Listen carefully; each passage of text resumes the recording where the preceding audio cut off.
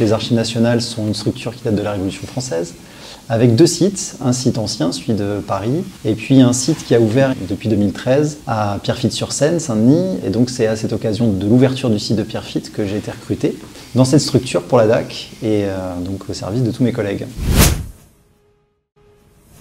Les missions en tant que professeur relais dans la structure des Archives nationales, c'est une mission qui est extrêmement variée, multiple.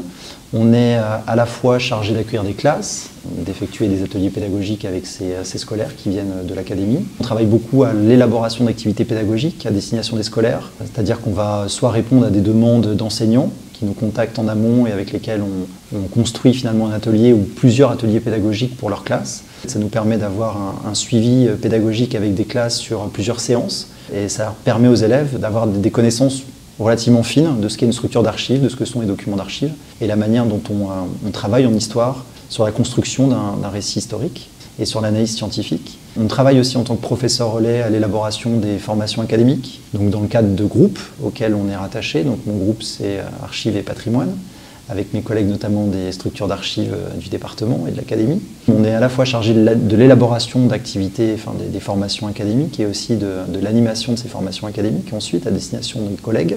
Également, c'est la communication de ces activités puisque une fois qu'on élabore, il faut également proposer, présenter ce qui est fait dans la structure d'archives aux collègues.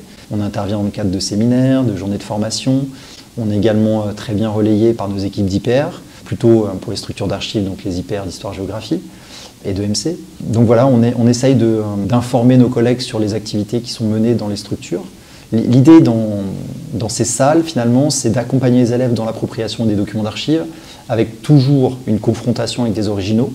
Les Archives nationales ont également beaucoup développé des activités autour de l'éducation artistique et culturelle, qui est devenu vraiment un axe prioritaire de nos démarches pédagogiques. On essaye donc de proposer des mises en relation de classe avec des professionnels du monde de l'art. On mène des projets avec des photographes, avec des vidéastes, des documentaristes, des BDistes. On travaille aussi, on a fait beaucoup de projets sur la musique et sur l'appropriation musicale un peu sensible du document d'histoire. Aux Archives nationales, on a conservé tous les documents des différents ministères, mais donc c'est une somme de documents d'archives et de thématiques qu'on peut aborder qui est extraordinaire dans cette structure et qui permet justement une diversité de pratiques également artistiques et d'appropriation de documents d'archives. Nos activités sont ouvertes à l'ensemble des publics scolaires, du premier degré, secondaire. On a aujourd'hui une exposition par exemple sur le tissu et qui permet justement une approche plus professionnalisante et d'aborder ces documents d'archives avec des lycéens du monde professionnel. Les archives permettent vraiment d'aborder avec un public extrêmement varié plein de types de pédagogies différentes.